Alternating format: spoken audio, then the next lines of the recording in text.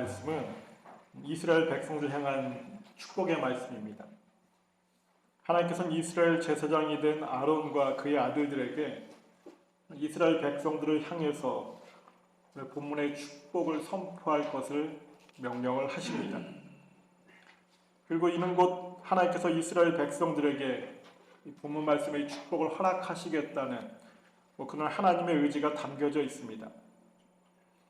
하나님은 항상 하나님 백성들, 하나님의 자녀들에게 축복 주시기를 원하시는 사랑의 하나님이십니다. 아멘.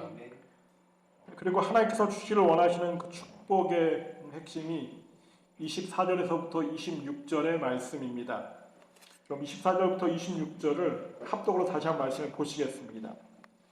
여호와는 내게 복을 주시고 너를 지키시기를 원하며 여호와는 그의 얼굴을 내게 비추사 은혜 베푸시기를 원하며 여호와는 그 얼굴을 내게로 향하여 드사 평강 주시기를 원하노라 할지니라 하라. 아멘.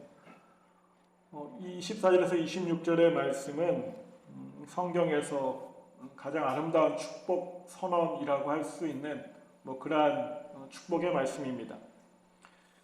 그래서 이러한 말씀에 대해서 종교개혁자 마틴 루터 같은 경우는 24절은 육적인 축복을 의미하고 또 25절은 영적인 축복을, 그리고 26절은 영육의 축복을 의미한다라고 그렇게 해석하기도 합니다. 또 다른 성수학자들은 보시면은 다 여호와는이라고 이렇게 3번 반복을 하고 있기 때문에 이 축복은 바로 삼위일체 되신 하나님께서 주시는 축복일 것이다 라고 또 해석을 하기도 합니다. 그래서 24절을 성부 하나님이, 25절은 성자 하나님이, 그리고 26절은 성령 하나님께서 주는 축복이라고 그렇게 해석을 하기도 합니다. 어떻게 해석을 하든지 간에 중요한 사실은 이 축복을 누릴 수만 있다면 사실은 이 세상 속에서 어떤 걱정이나 근심 없이 오직 감사와 기쁨으로 우리가 살아갈 수 있게 될 것이라는 사실입니다. 그래서 본문의 축복이 정말로 어떠한 축복인가를 좀 자세하게 살펴볼 필요가 있습니다. 먼저 24절 보시면은 여호와는 네게 복을 주시고 너를 지키시기를 원하며 라고 말씀합니다. 여기서 하나님께서 주시길 원하시는 복은 히브리어로 바라크아라는 말입니다. 이 바라크아는 그냥 막연한 추상적인 의미에서 좋은 것들을 의미하는 것이 아니라 아주 실제적이고 또 현세적이고 또 더 나아가서 영적이고 신령한 것을 모두 포함하는 정말로 전인격적이고 총체적인 그러한 번영과 은혜를 의미하는 말이 이 복 바라크아입니다. 그러니까 여호와는 내게 복을 주시고라는 이 말씀은 하나님이 소유한 모든 것을 동원해서 믿음의 자녀들의 영과 육을 채우시기를 원하신다는 그러한 의미가 내포되어져 있습니다. 그리고 하나님은 그러한 의지를 가장 강하게 보여주신 것이 이 땅에 보내주신 독생자 예수 그리스도이십니다.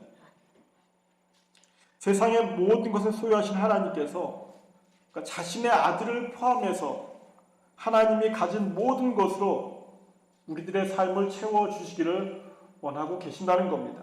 아멘. 그러니까 이러한 축복 가운데 온전히 거하면은 걱정이나 근심이나 불안이나 고통이나 좌절 같은 이러한 단어들은 더 이상 우리와 관계가 없는 그러한 단어가 될 것입니다. 또 그리고 이어서 너를 지키시기를 원하며 라고 말씀을 합니다. 그러니까 하나님께서는 하나님의 자녀들에게 좋은 것을 주실 뿐만 아니라 그 좋은 것을 빼앗고자 하는 원수의 손에서 구원하고 보호해 주신다는 그러한 하나님의 선언입니다. 특별히 지키다의 히브리어 원어의 뜻은 온갖 주의를 기울여서 신중히 보존하다라는 의미를 갖고 있습니다. 마태복음 10장 30절 말씀 보시면 너희에게는 머리털까지 다 세신 바 되었으니 라고 말씀을 합니다. 그러니까 하나님은 정말로 우리의 머리털의 개수까지 다 세실 정도로 아주 세심하고 또 세세하게 또 철저하게 우리의 삶을 지키시고 보호해 주신다는 겁니다. 아멘. 그러니까 집을 나간 탕자는 오늘 아버지의 반을 재산이나 물려받았습니다. 하지만 세상의 유혹 속에서 그 재산을 모두 다 잃어버립니다. 하지만 하나님께서 주시는 축복을 누리는 믿음의 자녀들은 하나님께서 그 축복을 또 지켜주시기 때문에 그 누구도 그 무엇도 빼앗아갈 수가 없다는 겁니다. 아멘.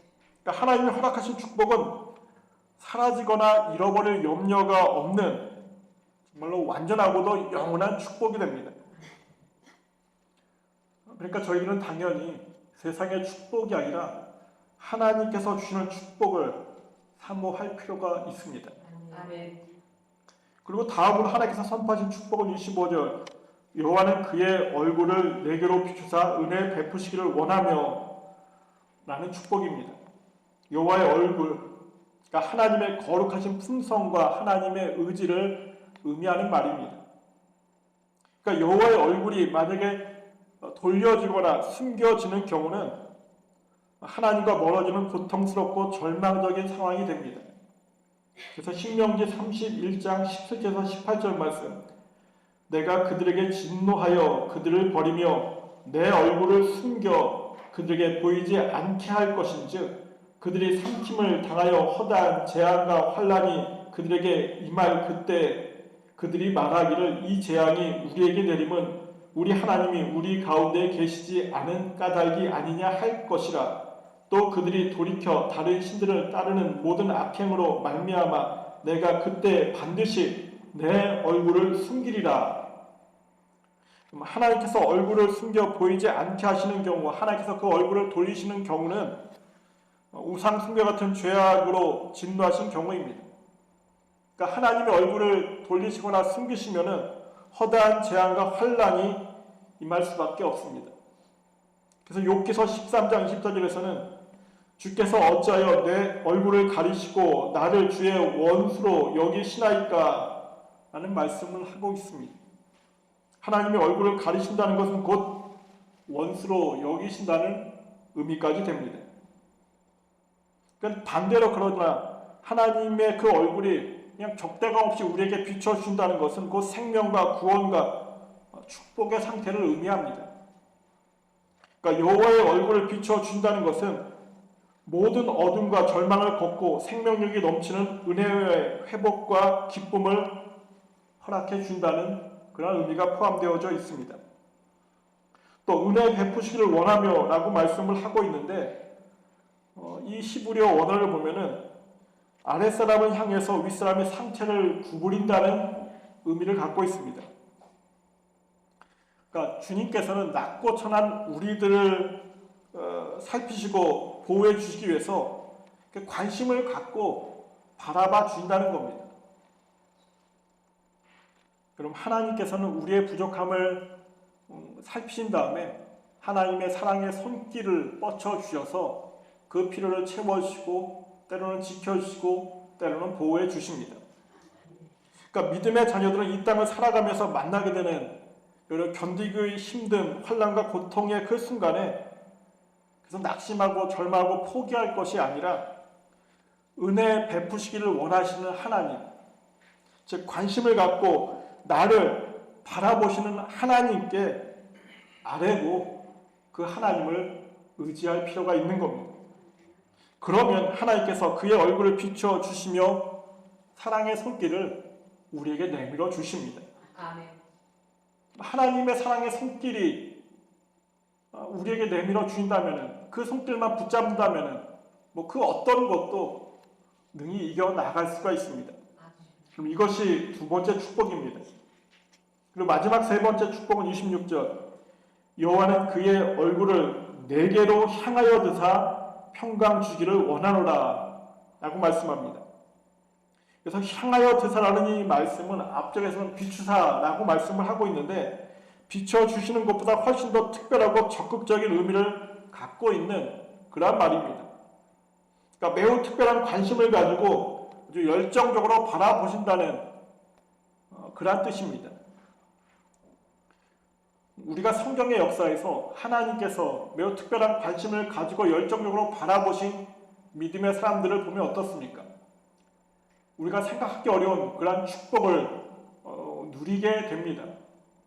그럼 에녹은 죽음을 당하지 않고 하나님께 들려올림을 받게 됩니다.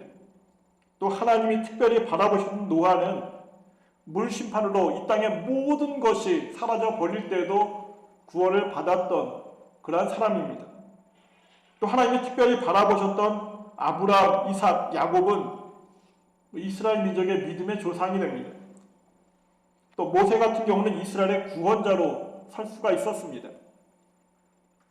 욥의 경우도 욥기서 1장 8절 여호와께서 사탄에게 이르시되 내가 내 종 욥을 주의하여 보았느냐 그와 같이 온전하고 정직하여 하나님을 경외하며 악에서 떠난 자는 세상에 없느니라 라는 말씀도 듣게 됩니다.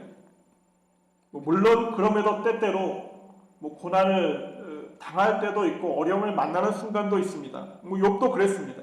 하지만 결국에는 하나님은 그 모든 고난을 그 모든 어려움을 이기게 하십니다. 욥 같은 경우는 잃었던 10명의 죄를 다시 허락하시고 잃었던 재물은 그 전에 2배로 채워주시고 장수하는 축복도 허락해 주십니다. 그러니까 하나님께서 특별한 관심을 갖고 바라보시는 자는 결코 이 땅에서 망하는 일이 없습니다. 고난의 순간이 있을지 모르겠지만 그 고난을 넉넉히 이기게 하시고 마침내 승리하게 하시고 놀라운 축복으로 평안으로 함께해 주십니다. 또 그러면서 마지막에는 평강 주기를 원하노라 라고 말씀합니다. 평강은 우리가 잘 알고 있는 샬롬이라는 말입니다.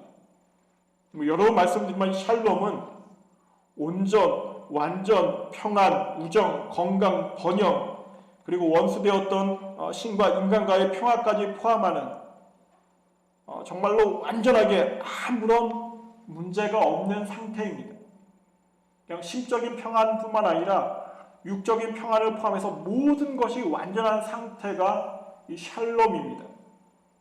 그러니까 샬롬은 하나님께서만 주실 수 있는 평안입니다. 그리고 샬롬은 하나님께서 하나님의 백성들에게 주시고자 하시는 축복의 핵심이고 축복의 완성입니다. 그러니까 세상의 어떤 축복과도 비교할 수 없는 축복이 이 샬롬, 하나님이 주는 평안입니다. 그러니까 이것이 마지막 3번째 선포하신 축복입니다. 그럼 너무 당연하지만 하나님께서 제사장들에게 이 24절에서 26절의 축복을 선언하게 하신 이유는 선언하게 하신 축복을 허락하시기 위함입니다. 그러니까 27절에서 그들은 이같이 내 이름으로 이스라엘 자손에게 축복할지니 내가 그들에게 복을 주리라 라고 다시 한번 다짐하십니다. 특별히 이름은 그냥 단순한 호칭이 아닙니다. 하나님의 품격과 하나님의 의지와 명예까지 포함하는 의미를 갖고 있습니다. 그러니까 여호와 이름으로 축복하라고 하시면 하나님의 절대적인 권위로 축복하라라는 의미인과 동시에 바로 그 축복이 하나님의 명예와 품격을 걸고 한 것이기에 반드시 이루시겠다는 의지를 담고 있는 그러한 말씀입니다. 그래서 마지막에 다시 한번 분명하게 내가 그들에게 복을 주리라 라고 선포하십니다. 그럼 하나님의 위임을 받은 제사장이 본문의 축복을 하면은 하나님께서 선포된 축복을 반드시 이루어 주십니다. 그래서 저 역시 하나님께서 이 안디옥 제단의 영적인 제사장을 세워주셨기에 여러분들에게 바로 이 축복의 말씀을 선포하겠습니다. 여호와는 내게 복을 주시고 너를 지키시기를 원하며 여호와는 그의 얼굴을 내게 비추사 은혜 베푸시기를 원하며 여호와는 그 얼굴을 내게로 향하여 두사 평강 주시기를 원하노라. 아멘. 예 베레카 아도나이 메이시 미레아 야일 아도나이 파나브 엘레아 비우네카 이사 아도나이 파나브 엘레아 베아셈 레아 샬롬. 아멘. 아멘. 뭐 이 말씀으로 과거 이스라엘 제사장들이 축복을 했습니다. 근데 재밌는 사실은 여러분 제가 이렇게 히브리어로 했을 때 아도나이라는 그 단어를 3번이나 반복을 합니다. 이 아도나이가 야훼라는 말인데 이들은 성경에는 야훼라고 씁니다. 글씨는. 근데 읽을 때는 야훼라고 읽지를 못하고 아도나이라, 이 말은 주님이란 뜻입니다. 그러니까 하나님의 이름을 함부로 부를 수 없어서 주님이라고 불렀던 겁니다. 그래서 영어 성경에는 이 여호와는이 야훼라고 여호와라고 쓰지 않고 로드라고 주님이라고 대문자로 이렇게 쓴 성경들도 있습니다. 하나님께서는 우리에게 이 축복을 허락해 주셨습니다. 그래서 여러분 하나님께서 허락하신 축복이 여러분들 가운데 온전히 임할 수 있기를 원합니다. 아멘. 그런데 사실은 지금부터가 중요합니다. 축복의 선포를 받은 이유가 더 중요합니다. 분명히 모세로부터 축복의 그 선언의 권세를 받은 제사장들은 계속해서 이스라엘 백성들에게 이 축복을 선포했을 겁니다. 근데 이스라엘 역사를 보면 어떻습니까? 항상 하나님의 축복을 누렸던 것이 아닙니다. 그들은 징계의 시간 속에서 고통과 고난을 경험했고 마지막에는 멸망하기까지 합니다. 따라서 본문의 축복은 단순히 하나님께 위임받은 제사장의 선포만으로 이루어지는 것이 아니라는 그 사실도 우리가 명심할 필요가 있습니다. 그럼 우리가 우스갯소리를 하는 이야기 가운데 옛날에 한 동네에 어린아이가 있었는데 그 동네를 지나가던 신령한 도사님이 지나가시다가 그 아이를 보고 정말로 비범한 아이군요. 앞으로 크게 될 것 같습니다. 그 말을 전해줍니다. 그 아이와 부모가 신났습니다. 저 훌륭한 도사님이 내가 앞으로 이제 보통 사람이라도 대단한 사람이 될 거라고. 근데 그 말만 믿고 아무것도 하지 않습니다. 도사님이 저 신령한 도사님이 그렇게 말씀하셨는데 난 당연히 훌륭한 사람이 되겠지. 부모도 도사님이 말씀하셨으니까 쟤는 분명히 훌륭한 사람이 될 거야. 근데 그렇게 아무것도 안 하고 잘하니까는 결국은 아무것도 아닌 인생으로 끝났다는 이야기가 있습니다.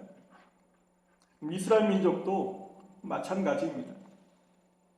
이후에 죄악과 불순종 가운데 거함으로써 하나님께서는 예레미야 선지자를 포함해서 많은 선지자를 통해서 그들에게 회개를 권고하셨고 심지어는 멸망까지 선포하셨습니다. 그런데 이때 이스라엘 백성들은 우리는 하나님의 백성이고 하나님의 축복을 받은 사람들이기에 결코 멸망하지 않는다는 확신을 하면서 그러한 경고의 말씀들을 다 무시해버립니다. 하지만 그들을 기다린 것은 멸망과 바벨론 포로 70년입니다. 그렇기 때문에 우리들도 이 본문의 축복의 말씀을 선포받았다는 그 사실에 안주해서는 안 됩니다. 이 축복을 누릴 수 있는 온전한 믿음의 자리를 찾고 지켜야만 되는 겁니다. 아멘. 여호와 하나님께서 그 얼굴을 우리에게 비춰 주셨을 때, 여호와 하나님께서 그 얼굴을 우리를 향하여 드셨을 때, 그럼 하나님 보시기에 합당하지 않으면은 은혜를 주시고자 하여도 평강을 주시고자 하여도 주실 수가 없습니다. 그래서 가나안 입성을 앞두고 모세가 마지막 유언하는데 그 유언의 핵심 역시 비록 젖과 꿀이 흐르는 약속의 땅 가나안이지만 그곳에서 순종을 할 때 하나님의 축복을 누릴 수 있고 불순종하면은 하나님의 징계를 받게 된다는 그러한 유언을 남깁니다. 특별히 신명기서 28장의 말씀을 보시면은 순종했을 때 받는 복과 불순종했을 때 받는 저주를 총 68절에 걸쳐서 모세가 남기게 됩니다. 근데 이때 순종했을 때 받는 복은 68절 가운데 14절에 불과하고 나머지 54절이 불순종했을 때 받게 되는 저주에 대한 말씀입니다. 그러니까 이러한 분량으로만 보면은 사실은 적과 꿀이 약속의 땅에 들어가지만 불순종함으로 그 축복을 누리지 못할 가능성이 더 크게 되는 겁니다. 그리고 예수님께서도 이후에 훈련된 제자들을 보내시면서 누가복음 10장 5절에서 6절 말씀, 어느 집에 들어가든지 먼저 말하되 이 집이 평안할지어다 하라. 만일 평안을 받을 사람이 거기 있으면 너희의 평안이 그에게 머물 것이요 그렇지 않으면 너희에게로 돌아오리라 라고 말씀을 하고 계십니다. 그러니까 선포되어졌다고 다 복을 누릴 수가 없다는 겁니다. 그렇기 때문에 본문의 축복의 말씀이 이제 나에게 선포되어졌다는 이 사실에 안주하는 대신에 하나님께서 복을 주시고 지켜줄 수 있는 그 믿음의 자리를, 하나님의 은혜를 누릴 수 있는 그 믿음의 자리를, 하나님의 평강을 받을 수 있는 그 믿음의 자리를 우리가 지키고 사모해야만 하는 겁니다. 아멘. 근데 이렇게 말씀드리면 어쩌면은 그러면은 이 본문의 축복의 선포가 과연 무슨 의미가 있을까라는 생각을 하게 됩니다. 아무리 좋은 말씀을 주셔도 내가 하기에 달렸다고 한다면은 굳이 이 말씀을, 이 축복을 내가 듣는 것이 큰 의미가 있을까라는 생각을 해보게 됩니다. 하지만 이 축복에 선포하는 것만으로 무조건 축복을 누리는 것이 아니라 내가 하기에 달렸다고 할지라도 이 축복의 선포는 아주 중요합니다. 예전에 어른들이 땅을 팔아 10원 한 장 나오나 그런 말씀을 많이 하셨습니다. 그러니까 그만큼 돈이 중요하다는 그런 의미도 되는데, 근데 이 말 속에는 분명히 아무리 땅을 파도 10원도 나오지 않을 것이라는 그런 의미가 또 담겨져 있습니다. 그러니까 아무 이유 없이 갑자기 아무런 땅을 팔 이유가 없습니다. 그런데 저 땅에, 저 앞에 금은보화가 묻혀 있는 것이 확실하다고 한다면 어떻겠습니까? 정말로 그 땅을 죽어라고 팔 겁니다. 사람들이 쟤 무슨 짓 하나 이렇게 비웃어도 상관없습니다. 결국엔 분명히 금은보화가 보물이 있으니까는 정말로 열심으로 땅을 팔 수가 있는 겁니다. 그러니까 우리들의 믿음의 수고도 이와 같다는 겁니다. 그럼 확실하지 않다면 굳이 믿음의 수고를, 또 믿음의 열심을, 하나님의 말씀을 붙잡을 이유가 아무것도 없습니다. 실제로 세상 사람들이 보기에 믿음의 자리를 지키고 있는 우리들의 모습이, 여러분의 모습이 어리석어 보일지도 모릅니다. 주일날 쉬거나 놀러 가지도 않고, 또 거기에 여러 헌금까지 드리고, 또 거기에 여러 가지 수고와 봉사까지 하고 있는 그 모습이 그들의 눈에는 어리석게, 때로는 이상하게 보일 수도 있습니다. 세상 사람들이 보기에 좀 시간, 돈, 수고 어느 것 하나 귀하지 않은 것이 없는데 그냥 그것을 그냥 버리는 것처럼 보일지도 모릅니다. 근데 우리들은 왜 이러한 미련한 짓을 하고 있느냐? 여호와 하나님께서 복을 주시고 지켜주시고 은혜 베풀어 주시고 평강을 주신다는 그 약속을 우리에게 주셨기 때문입니다. 아멘. 그럼 하나님께서 제사장들을 통해서 본문의 축복을 선포하게 하시면 하나님께서 그 놀라운 축복을 주신다는 사실을 알려주신과 동시에 온전한 믿음의 자리에 서면 반드시 허락해 주시겠다고 확정을 하고 계시는 겁니다. 그러니까 우리가 믿음의 자리에서 하게 되는 모든 수고와 애씀과 열심은 결코 어리석거나 헛되지 않다는 겁니다. 우리 이런 기쁨으로 믿음의 수고를 감당할 수가 있습니다. 그래서 이 시간 우리들 모두가 정말로 세상 사람들의 눈에 미련한 것으로 보이는 이 믿음의 수고를 넉넉히 감당하셔서 하나님의 복을, 하나님의 지켜주심을, 하나님의 은혜를, 하나님의 평강을 누릴 수 있어야만 됩니다. 아멘. 다시 한번 당시의 제사장들의 말씀으로 축복을 드리겠습니다. 예 베레크아 아도나이 메이시 미레하 아헤르 아도나이 파나브 엘레아 비우네카 이사 아도나이 파나브 엘레아 베아셈 레아 샬롬.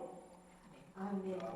여러분 모두가 이 축복의 주인공들이 되실 수 있기를 간절히 축원드립니다. 아멘. 기도드리겠습니다. 사랑과 은혜의 주님, 이 시간 하나님의 축복의 말씀을 저희들이 들었습니다. 주님께서 우리에게 복을 주시고 지키시기를 원하시며 주님의 얼굴을 비춰주셔서 은혜 베푸시기를 원하시며 주님의 얼굴을 내게로 향하여 드사 평강 주시기를 원하시는 그 축복의 말씀을 들었습니다. 이제 저희들 모두가 여전히 부족하지만 여전히 죄인이지만 그럼에도 불구하고 이 축복의 말씀을 붙잡고 예수 그리스도의 보혈을 붙잡고 주 앞에 설 수 있도록 함께하여 주시옵소서. 아멘. 그래서 주님이 주는 복을 누리고 주님이 지켜주시고 주님이 은혜 베풀어 주시고 주님이 주는 평강을 누리는 저희들 모두가 될 수 있도록 아버지 하나님께서 함께하여 주시옵소서. 아멘. 모든 말씀 예수님의 이름으로 감사하며 기도드립니다.